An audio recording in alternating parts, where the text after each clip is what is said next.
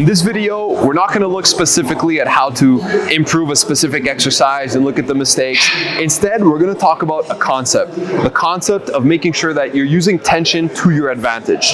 So regardless of whatever exercise you're doing, you have to understand that there are points in that movement where there is more or less tension.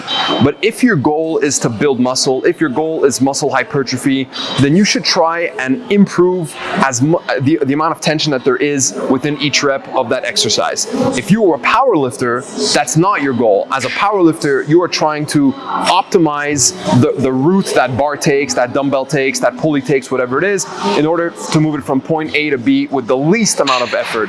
But if you're trying to build muscle, you actually want to make the rep as difficult as you can make it.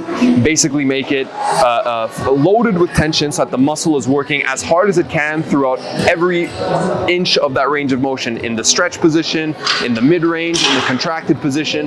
There are ways that you can push that weight, and there are ways that you can position yourself to make sure that you basically make that exercise as inefficient as possible. Not to make it efficient, to make it inefficient.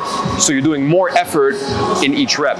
Now, I said that we're not going to look at a specific exercise, and that's true, but we will use an exercise to demonstrate what I'm talking about. So we're going to take a high pulley triceps push down. So Thierry, you can go ahead and do a standard rep. Now, normally when these reps are done, people are standing fully erect, perfectly vertical. And what happens is at the bottom position, you're going to feel tension.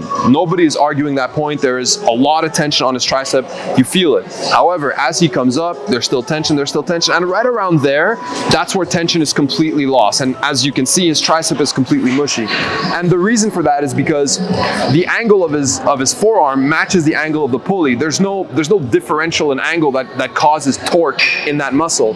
So here is one way we're going to actually make this exercise a little bit difficult. What he's going to do is he's going to bow forward slightly, maybe like 20 degrees or so, and he's also going to push his elbow slightly back behind him. Now what that does is it's going to stimulate his tricep in that lengthened position, in that stretch position, so that even here there is enough tension to cause some amount of stimulus. Now as he goes ahead through that motion, tension, and there's still tension at the bottom. So we've effectively added more tension at the top range of motion where the tricep is the most stretched. And now we know that that's when muscles get the most amount of muscle damage, leading to more muscle gain. So if you can improve the amount of tension in whatever exercise you're doing, especially in the lengthened position such as this, well, you're going to get more gains from that, assuming you're eating well, assuming you're sleeping well, and all of those things are in good condition. So the main thing I wanted to talk about is making sure that you add as much tension within your reps as possible. It should be as difficult as possible, not as easy as possible.